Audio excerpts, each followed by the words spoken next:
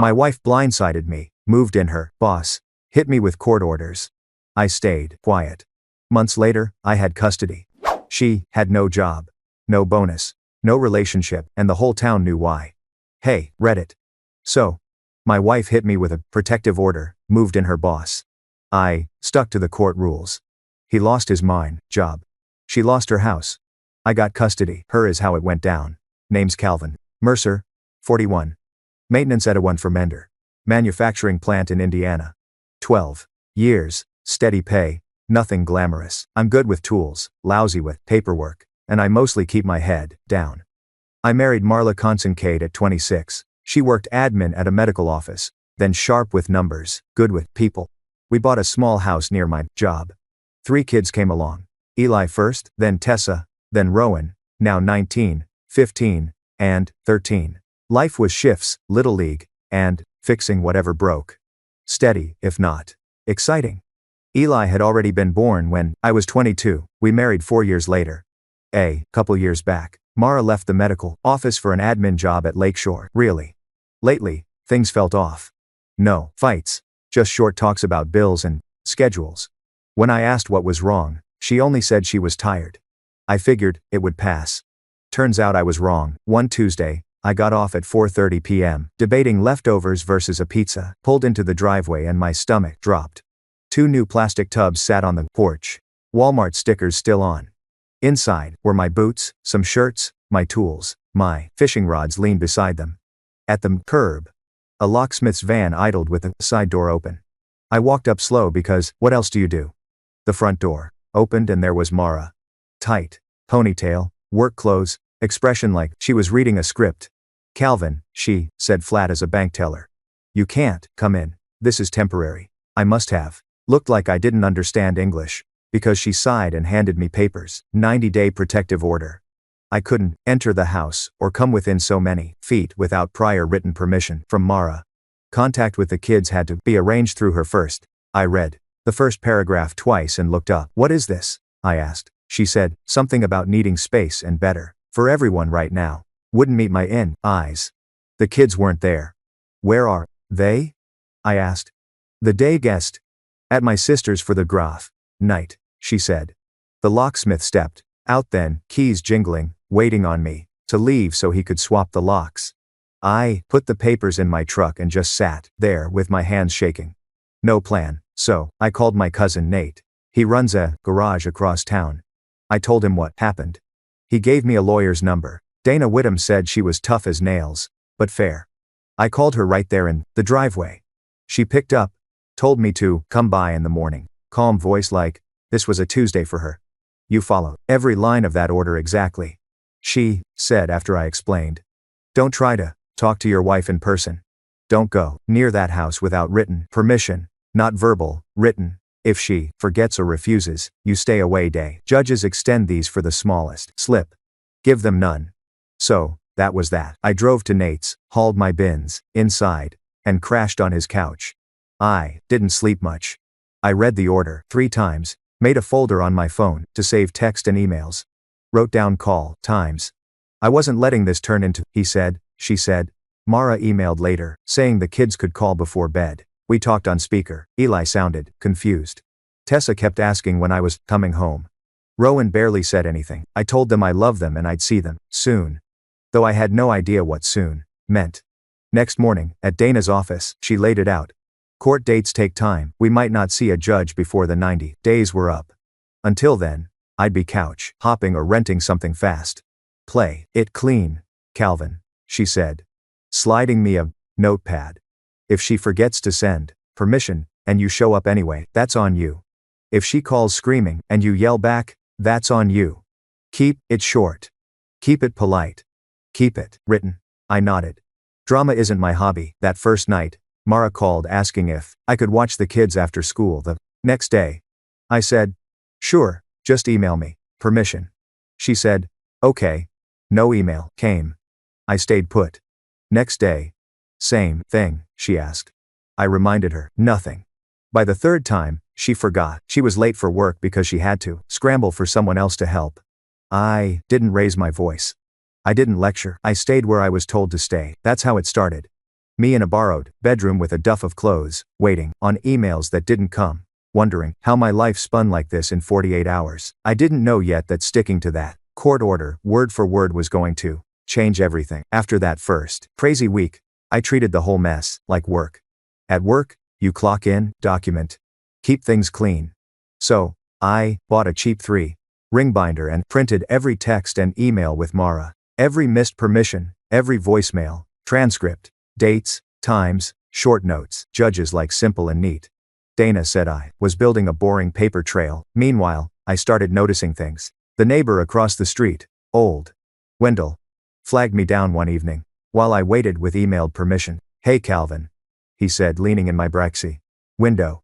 "You moving out or something?" "Something like that," I said. He pointed toward the block. "Seen that black Toyota a lot lately. Belongs to that vendor supervisor who runs maintenance for your wife's buildings, right?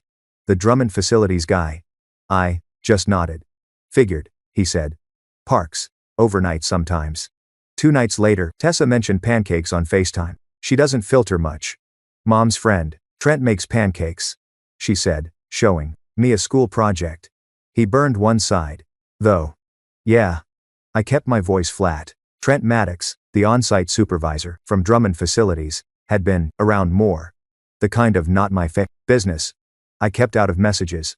"Yeah, he was here this morning." I didn't ask questions. Kids don't need to be in the middle. But the picture was clear enough. Marlo wasn't just busy, she had help staying over. I stayed polite in every message. No blame, just send the email or okay, let me know. Once, when she tried to argue on the phone, I told her, "Mara, I'm following what the court postil said. If you don't want to send permission, that's your call." She hung up. By the end of the month, Mara sounded frayed. Calls got shorter. Texts went one word. The kids said she snapped over small things. Eli commuting to community college started crashing more at Nate's place where I was staying. He liked the quiet. He liked that I wasn't on edge. One Tuesday, Blake Strickland, one of Trent's co-workers, texted that HR was looking at Trent for conflict of interest. Dating someone you in supervise, being late, missing deadlines, the usual pileup. I didn't comment. Mara didn't mention it, but she did start sending the permission emails right on time after that. Later, Eli told me Trent didn't come by that weekend. Things were shifting and I wasn't doing anything but following Dana's instructions and feeding paper into the binder. The call came the next Wednesday. Mara's voice was tight. "Drummond suspended Trent," she said, "unpaid. Their HR's investigating." "Okay," I said. She didn't explain more. I heard the rest later from Eli. Someone told HR about Trent staying over. About him being late. About mornings Mara scrambled because I wouldn't break this order without written permission. Times, dates, it all lined up. Trent was out on leave. Mara got 2 weeks unpaid. Suspension for not disclosing the relationship. That night at Nate's, Eli asked me straight, "You planned this?" "No," I said. "I just didn't break the rules," and that was the truth. By the end of that week, I signed the lease on a ranching better place. 2 bedrooms closer to the kids' schools, small balcony over the parking lot. Nothing fancy, but it was ours. Mara didn't say much when I told her. Maybe she had enough to handle already. Eli helped me move that weekend. He claimed the smaller bedroom, without asking anyone's permission. 19. Paying his own way at community college. He'd had enough of the tension at St. Mara's. I picked up a cheap futon off Facebook Marketplace, plates from Goodwill, and a second-hand TV. I set up a card table as a desk, screwed together 2 bookcases, and stacked my binder on the top shelf like it was a ledger for a job site. Mara didn't say much about the move. She was back at work after her unpaid leave, keeping our conversations short and strictly about the kids. Fine by me. Rowan, 13, started staying more nights, saying it was quieter here. Tessa, 15, split time evenly, but leaned our way when tests piled up. And she wanted the calm. Eli spent most weekdays at my place since his campus was closer, crashing at Mara's only when his early labs met near her side of town. Mara's permission emails started arriving on time now. Date, pickup spot, return time. No more scrambles. I printed each one, filed it behind a monthly divider, and kept a running index at the front. Date, subject, outcome. Any issues? Clean. Simple. Predictable. 2 weeks. No. And Dana emailed, court date scheduled, status conference. She wanted every log, email, and note. I dropped off the binder in person. She flipped through, nodding as she skimmed the tabs. This is good, she said. Very clean. Shows you followed the order to the letter. At the conference, the judge will look for reasons to extend or narrow anything. This gives them none to extend. I didn't say much. That's why I hired her. Around then, I started hearing Trent's name tied to work issues. Not gossip, just small pieces lining up. Eli mentioned he wasn't around as much. Nate said a guy at Trent's company had heard HR is digging. At pickup, old Wendell from across the street tossed me a big meeting comment like a newspaper headline. I kept it all out of my messages with Mara. Kids first, schedules only. The status conference landed on a rainy Tuesday. The hearing, the room was small, judge at a raised desk, everyone a little damp from the weather. Judge Franklin looked older, glasses halfway down his nose. The kind of guy who lets paper do most of the talking. He leaped through Dana's copies for a long minute, then glanced at me. Mr. Mercer, he said, I see no violations. You complied with the protective order. You did not attend the residence without written permission, and your communications are brief and task-focused. Yes, Your Honor, I said. He turned to Mara's attorney. I do see multiple occasions where the mother failed to send written permission, causing childcare problems on school mornings. Is that correct? Mara's attorney cleared his throat. That appears correct, Your Honor. Dana stood. We're asking for a temporary schedule to prevent further confusion. Neutral, exchange location. Weekday routine with Mr. Mercer while school is in session, alternating weekends. Mara's attorney wanted to argue rigidity, but the judge just lifted a hand. I'll enter temporary orders for neutral exchanges and a consistent school week schedule. He said, we can revisit at the final custody hearing. No gavel bang, just a pen scratching. The clerk printed a page. Done. Not final, but the ground stopped shifting under our feet. Back at the apartment that night, we celebrated with boxed macaroni and a store brand rotisserie chicken. I added parent-teacher nights and doctor appointments in black pen. We sent Mara the calendar by email. So there was no room for I thought it was your day. Life found a lane. Mornings ran like clockwork. I packed lunches while Eli skimmed a plast textbook. Tessa drilled vocab and Rowan searched for a hoodie. After drop-offs, I worked, came home, checked for the next day's permission email. Printed it, filed it. Laundry. Wednesdays. Trash. Thursdays. Binder updated Sundays. A week later, Dana called. Final custody hearing a few months out. Keep doing exactly this, she said. Judges love a routine that works. That night, Carter Vance left a voicemail. Old fishing buddy, now a private investigator. If you want me to check into this Trent guy, say the word, he said. I saved the message, but didn't call back. My job was running the house, not chasing him. School nights evened out. When Rowan's bus got mixed up one afternoon, I pulled the temporary order, checked the rules, handled it by phone. Next morning, I dropped a copy of the custody schedule at the school office. No drama, no surprises. Mara and I kept things civil at exchanges. Parking lot behind the grocery store. 2 cars. Quick handoff. Homework's in the front pocket. Doctor's note is in the folder. Science fair is more Thursday. Every sentence a relay baton, nothing extra. I could tell she was tired. I didn't ask why. Near the month's close, Dana handed back my binder with 3 new tabs. Temporary orders, communications, school, med. Keep building the story, she said. But keep it boring. Boring wins. On the way home, I thought about everything. Pieces were moving, but not because of me. I was just punching the clock on the life right in front of me. Work, kids, dishes, printer paper, and a calendar with more black pen lines than white space. The big stuff would come later. For now, the apartment held. The schedule held. And for the first time since the tubs on the porch, that felt like enough. After the move, we kept things basic. 2 bedrooms, mismatched furniture. Kids rotating through on the schedule.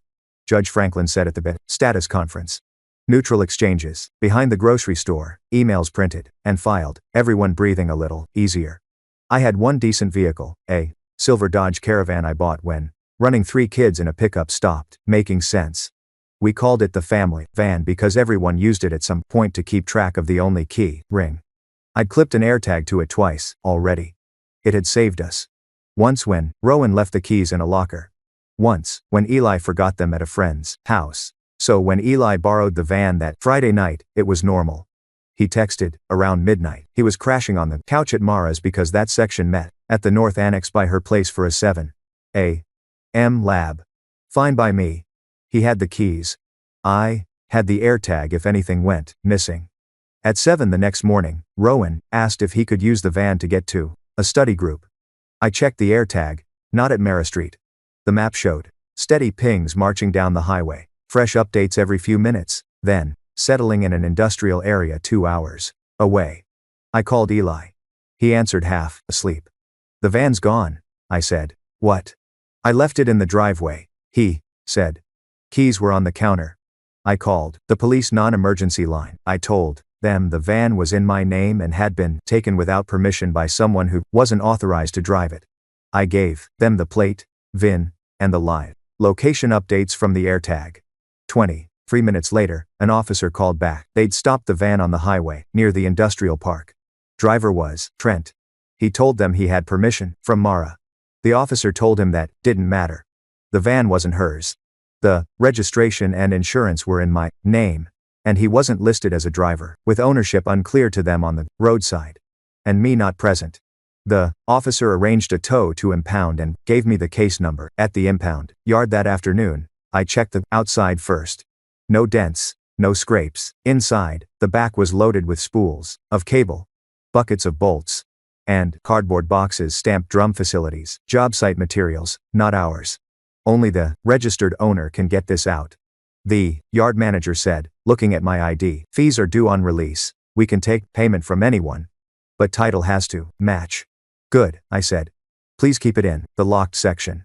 He nodded and rolled out a form. We'll inventory the cargo if you don't want it leaving with the vehicle. Please do, I said. It isn't mine. That evening, Trent texted, need the van. Materials in there, time sensitive. I replied, impound has it. Contact them with the case number. They'll release after fees are paid to the yard. Next day his boss called. Frank Drummond from Drummond Facilities said Trent told him I was holding company property hostage. The van was taken without permission.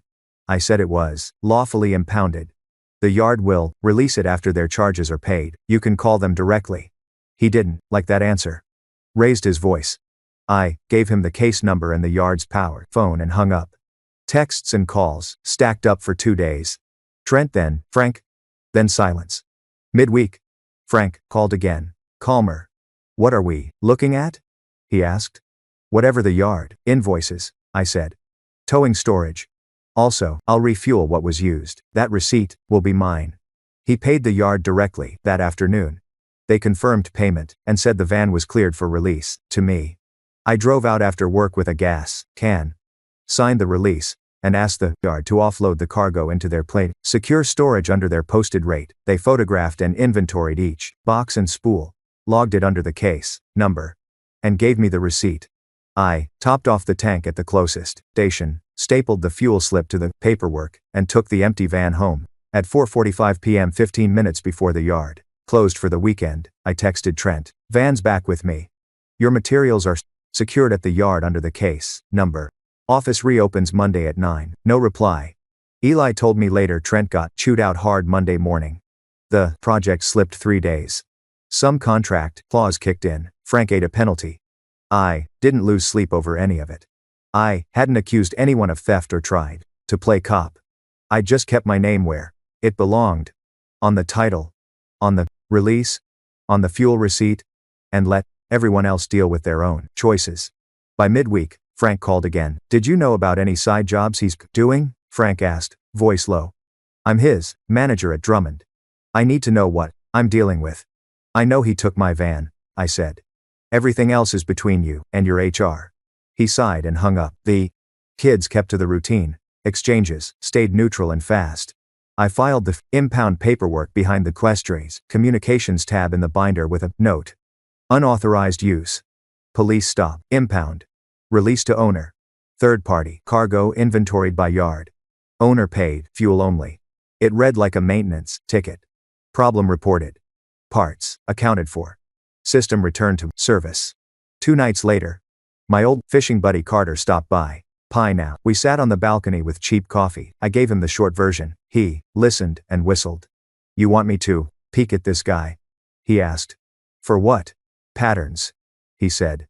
Side jobs, permits, anything that explains why he was hauling someone else's materials in your family van at dawn.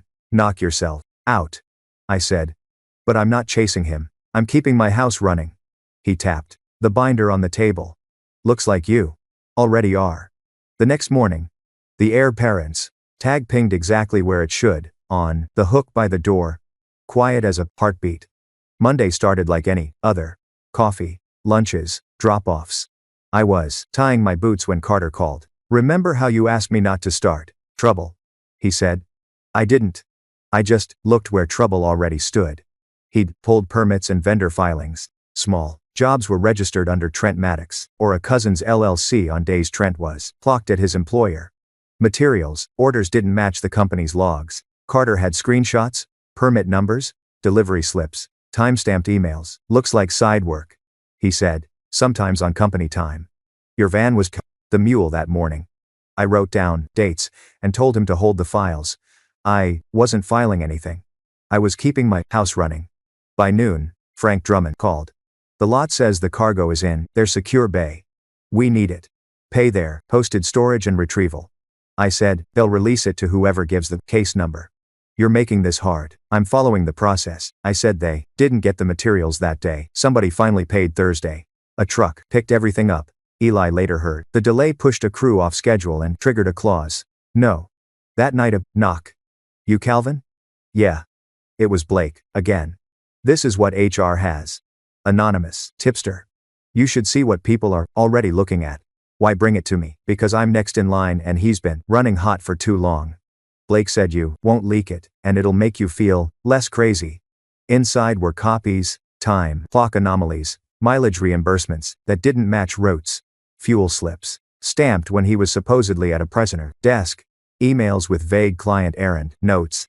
Valerie Cross is coming next week, he added. Corporate VP at Drummond. She doesn't fly in for compliments. I slid the envelope into the binder and added one line to my index. Received duplicate HR packet, originals with HR. The weekend ran smooth. Groceries.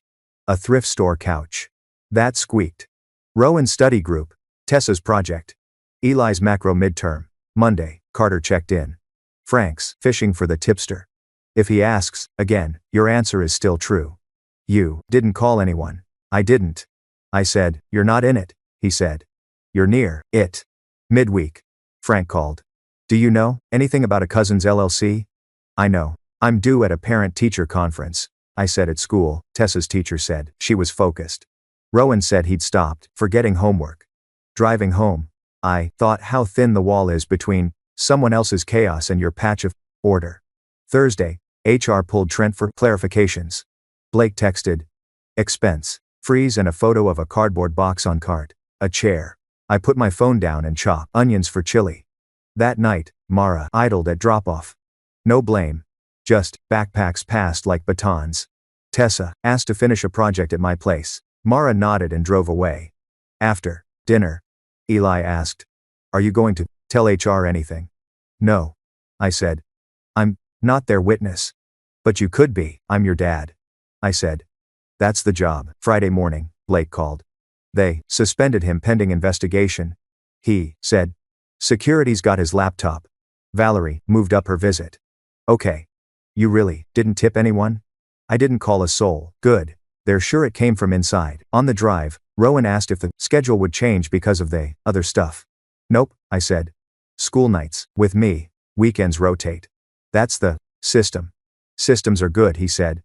That afternoon, Dana confirmed a window for the final custody hearing. A couple months out. She said, keep exchanges neutral. Document cleanly. If the van mess resurfaces, we're ready. It's quiet, I said. Then, it stays quiet. Saturday morning, Carter brought coffee. Valerie's itinerary leaked. HR in the Morning, Frank at noon, regional, controller after lunch. If they've got enough, they'll decide before she leaves. You really don't want me to send those screenshots? He asked. No, I said. If there's a fire, they lit it. We fixed a wobbly cabinet and argued chilly ratios. The kids drifted in and out. Eli quizzed Tessa on lit terms. Rowan rebuilt a pencil sharpener and said he might be an engineer. When Carter left, the apartment smelled like coffee and cumin. That night I updated the fridge, calendar, science fair, Thursday, dentist, Monday. I almost wrote Valerie, then erased it. Not my meeting. Before bed, the AirTag chimed when I brushed past. The van was where it should be. The kids were where they should be. The binder was closed. If the other story, audits, suspensions, cardboard boxes, was picking up speed, it could do it without my help. I turned off the kitchen light and listened to the fridge hum and the apartment breathing steady for now. Anyway, Monday would come soon enough. The final custody hearing was set for a Tuesday morning. Dana met me on the courthouse steps, with her usual neat stack of folders and a pen tucked behind her ear. This is where the paper pays off, she said. Short answers, no opinions. Let the documents do the talking. Inside, Judge Franklin flipped through copies of my binder, emails, permission notes, the impound report, the temporary orders. From the status conference, pages whispering under his fingers. He had the same steady look as before, glasses low, questions measured. Mr. Mercer, he began. I see no violations of the protective order. You did not attend the residence without written permission. You use neutral exchange locations, and your communications are brief and task-focused. Yes, Your Honor. He turned to Mara's attorney. I also see several occasions where the mother failed to provide written permission, creating last-minute childcare problems on school mornings. Do you dispute that? Mara's attorney shifted. No, Your Honor. Then, the judge raised the impound report. There's also the vehicle incident, the unauthorized operation by a third party, work materials involved. Mr. Mercer responded by calling the police and allowing the yard to follow its process. He did not confront anyone at the home. Correct, Dana? Correct. Mara stared ahead. If she had something to add, she swallowed it. Dana stood calm as ever. We're requesting a formal schedule, matching the temporary orders.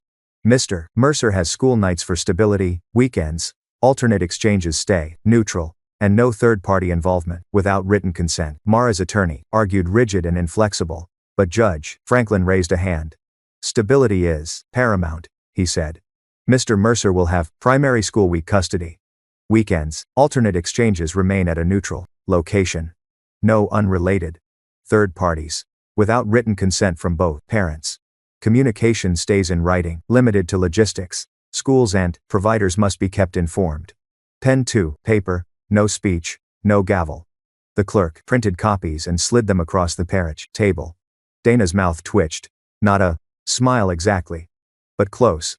Outside under a bright sky that made the courthouse steps glare. Dana handed me my copy in a manila folder. Stay exactly on this track, she said. If anything gets weird, call me first. And keep that binder boring. I can do boring, I said. Back at the apartment, Eli pinned the new schedule under the fishing lure magnet. Tessa circled science fair week. Rowan added, don't forget snacks beside his math team meeting. I emailed Mara the court order and calendar attaching final orders. Calendar reflects orders, nothing else. That afternoon, Blake texted. Valerie's here. Corporate VP, with HR and the controller in tow. The kind of visit that made people stare at screens they weren't reading. Blake sent headlines all day. HR timeline of late arrivals and expense freezes. Field use audit on trucks, impound delay costs, with Frank explaining penalties to a silent room. I replied okay each time, and set the phone down. Come, Abe. That evening, Mara pulled into the neutral lot, engine running, backpacks changed, hands. Dentist Monday, she said. Permission email sent. I nodded. Rowan waved, taillights faded. Wednesday, Blake again. Valerie asked if he disclosed the relationship before or after Mara's suspension. Room went quiet.